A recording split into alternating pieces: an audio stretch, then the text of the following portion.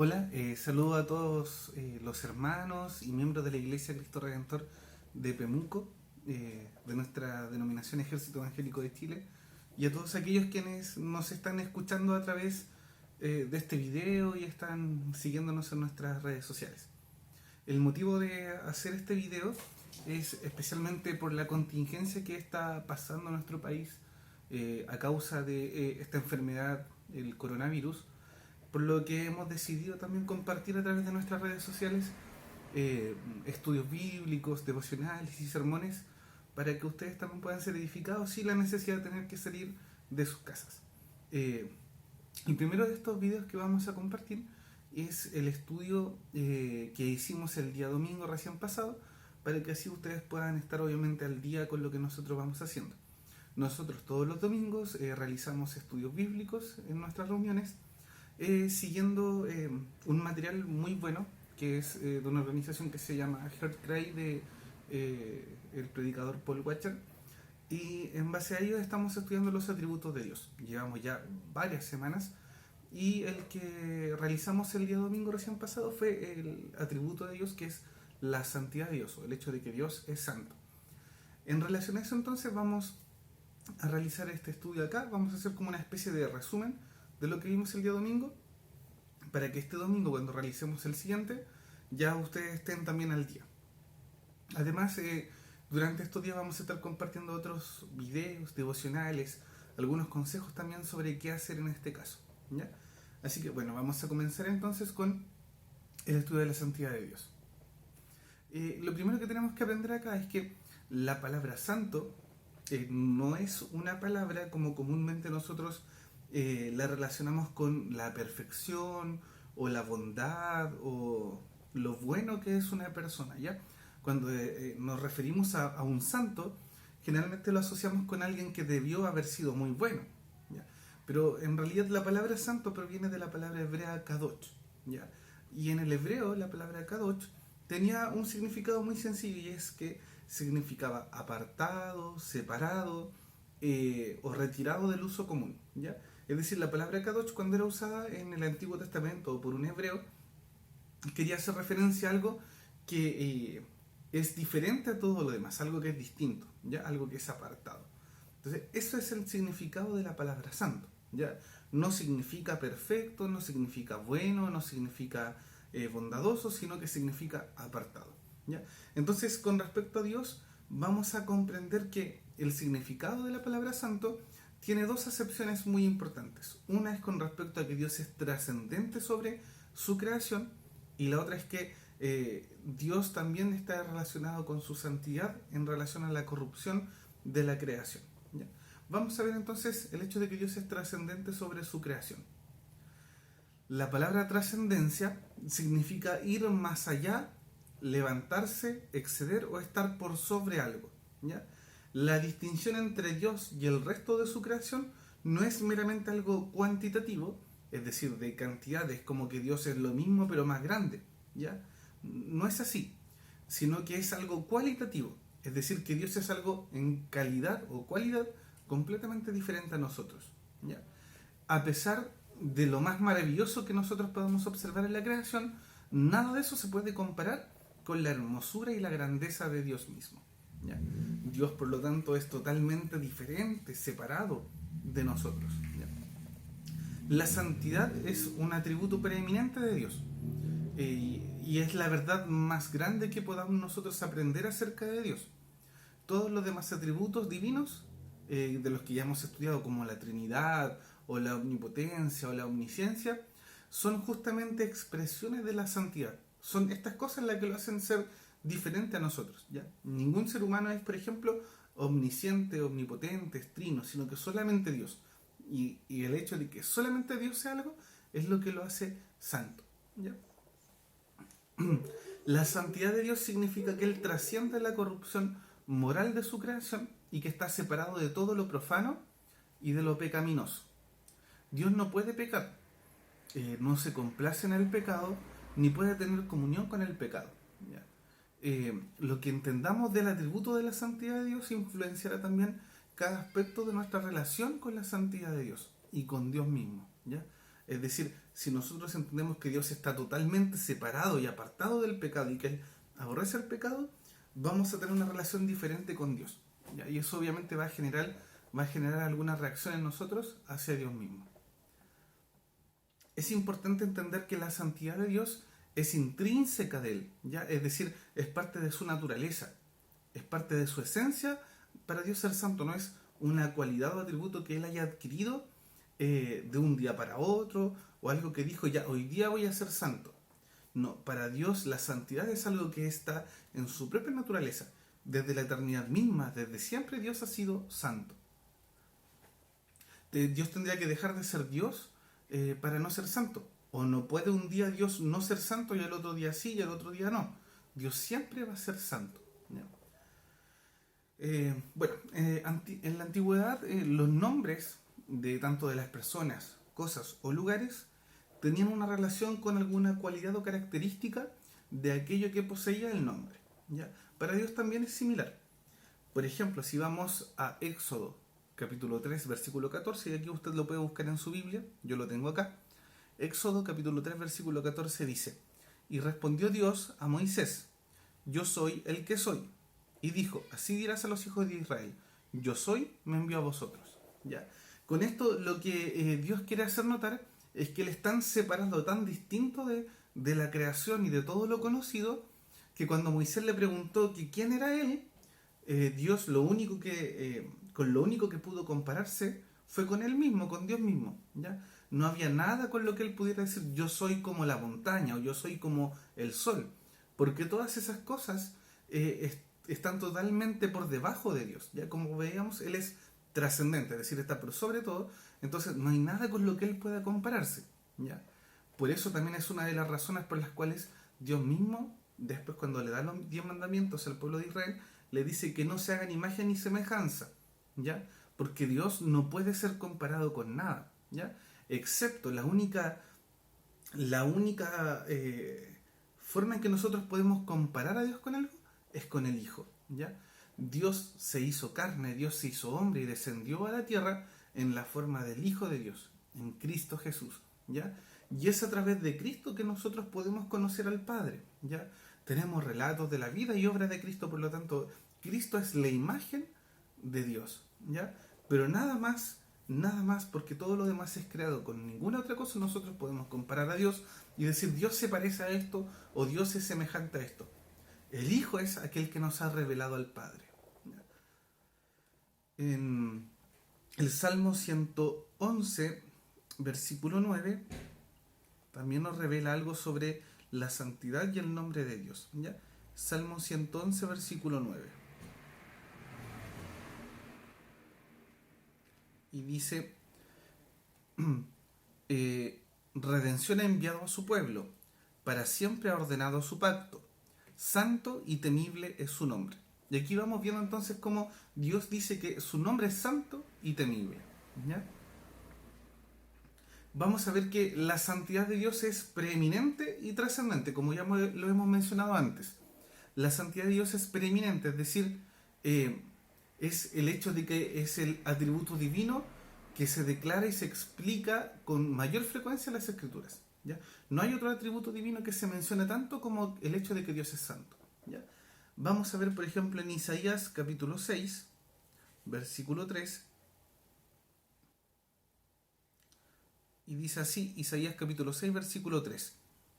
Dice: Y voló hacia mí uno de los serafines, teniendo en su mano un carbón encendido, tomado del altar con unas tenazas, y tocando con él sobre mi boca, dijo: He aquí que esto tocó tus labios y es quitada tu culpa. Pero anteriormente en el versículo 3 dice: Y el uno al otro daba voces diciendo: Santo, santo, santo, Jehová de los ejércitos, toda la tierra está llena de su gloria. Ese es Isaías capítulo 6, versículo 3. ¿Ya?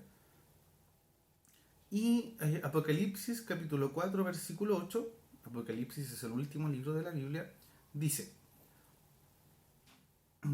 Y los 4 seres vivientes tenían cada uno 6 alas, y alrededor y por dentro estaban llenos de ojos, y no cesaban día y noche de decir: Santo, santo, santo es el Señor Dios Todopoderoso.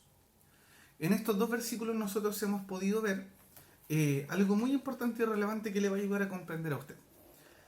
En la antigüedad, a diferencia de nosotros, no contaban con herramientas para poder destacar palabras con destacadores de colores, tampoco tenían las letras negritas, cursivas, no tenían el subrayado. Nosotros hoy en día cuando queremos hacer notar que algo es importante en un texto, lo destacamos o lo ponemos en negrita, agrandamos las letras. En la antigüedad tenían otro sistema y especialmente el pueblo hebreo, cuando quería destacar algo importante en un texto, lo que hacía era repetir palabras. Si algo era importante o si algo era necesario que nosotros pusiéramos mayor atención, ellos repetían las palabras. Y vemos acá como en los dos versículos, cuando los ángeles hablan sobre el atributo de la santidad de Dios, se repite 3 veces. No hay ningún otro atributo de Dios que se repita de esta forma. Solamente la santidad de Dios es mencionada, de que Dios es santo, santo, santo. ¿Ya? No hay otro atributo que se llegue a esta repetición. No dice la Biblia Dios es amor, amor, amor, o es justicia, justicia, justicia, sino que la Biblia dice que Dios es santo, santo, santo. Es decir, por lo tanto aquí vemos que el atributo más preeminente de Dios en las Escrituras es el hecho de que Dios es santo. Y bueno, la santidad de Dios también es trascendente. Es decir, la santidad de Dios sobrepasa infinitamente cualquier otro tipo de santidad. Es decir, no hay nadie tan santo como el Señor. ¿Ya? Vamos a ver, por ejemplo, Éxodo capítulo 15, versículo 11. ¿Ya? Éxodo capítulo 15, versículo 11 dice: ¿Quién como tú, oh Jehová, entre los dioses? ¿Quién como tú, magnífico en santidad, terrible en maravillosas hazañas, hacedor de prodigios? Este texto lo que está resaltando es el hecho de que no hay nadie como Dios. ¿Ya? Por eso dice: ¿Quién como tú, oh Jehová, entre los dioses? ¿Quién como tú, magnífico en santidad? Nadie se puede comparar a Dios. Y vamos a leer otro, para obviamente que no queden dudas de esto. Primera de Samuel, capítulo 2, versículo 2, dice: No hay santo como Jehová, porque no hay ninguno fuera de ti, y no hay refugio como el Dios nuestro. No hay nadie que sea santo como Dios, no hay nadie tan diferente, tan lleno de virtudes como Dios. La santidad de Dios no solamente significa que Él es único entre toda su creación, sino también que Él está separado de todo lo profano y pecaminoso. Dios no puede pecar, no se deleita en el pecado ni puede tener comunión con el pecado. No hay absolutamente ninguna posibilidad de que Dios pudiera ser tentado ni de que su naturaleza sea profanada. Él siempre permanece como es, santo e incorruptible. ¿Ya? Vamos a ver, por ejemplo, el capítulo 5 de Salmos en versículo 4. ¿Ya? El Salmo 5, versículo 4. Dice: Los insensatos no estarán delante de tus ojos, aborreces a todos los que hacen iniquidad. ¿Ya? Entonces ahí nos está diciendo que los malos no pueden estar delante de Dios, porque Él no puede ver la iniquidad, Él no puede ver lo malo, Él no puede ver lo pecaminoso. ¿Ya? Job capítulo 34, versículo 10.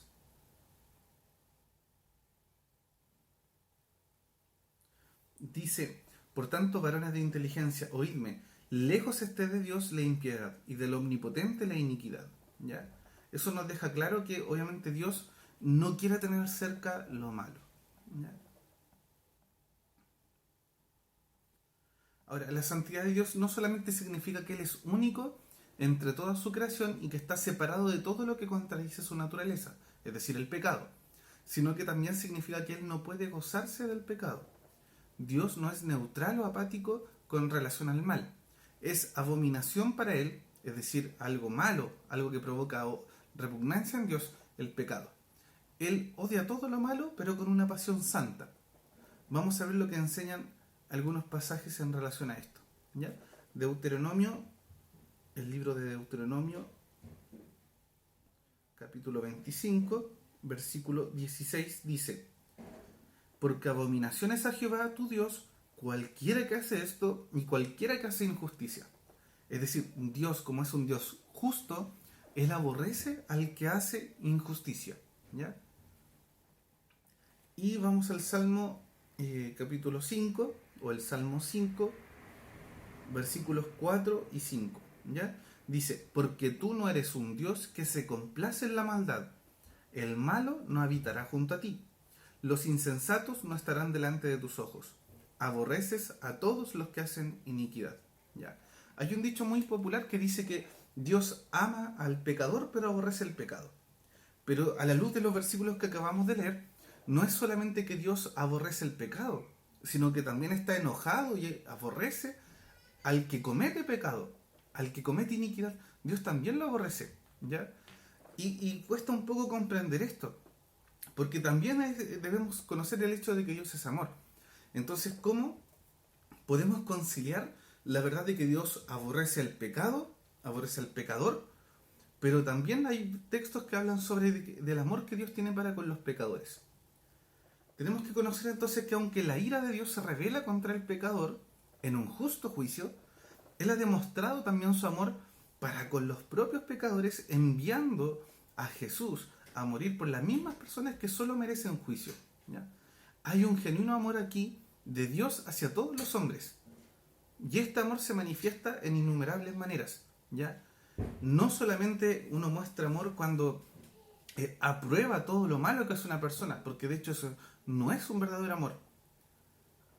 No es verdadero amor cuando yo apruebo las cosas malas que mi hijo hace, sino que es un verdadero amor cuando el padre corrija a sus hijos. Así también es con Dios. Dios es santo y su ira se manifestará con aquellos que rechazan al Hijo y que rechazan la salvación que el Hijo ha ganado para nosotros. ¿Ya? Dios, como es un juez justo, debe castigar al pecador. ¿Cómo estaríamos nosotros ante un juez que tiene toda la prueba para condenar a un culpable y que se ha demostrado en el juicio que la persona es culpable, pero el juez lo deja libre? ¿Acaso no creeríamos nosotros entonces que este juez es un juez injusto?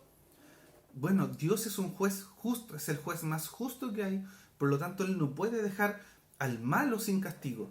Él debe castigar al malo. ¿Ya? Y justamente uno de esos malos éramos nosotros, incluyéndome a mí. Yo era un malo y era un pecador, y lo soy, incluso el día de hoy sigo fallando a Dios.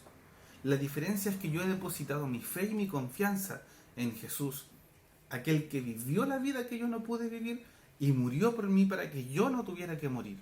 ¿Ya?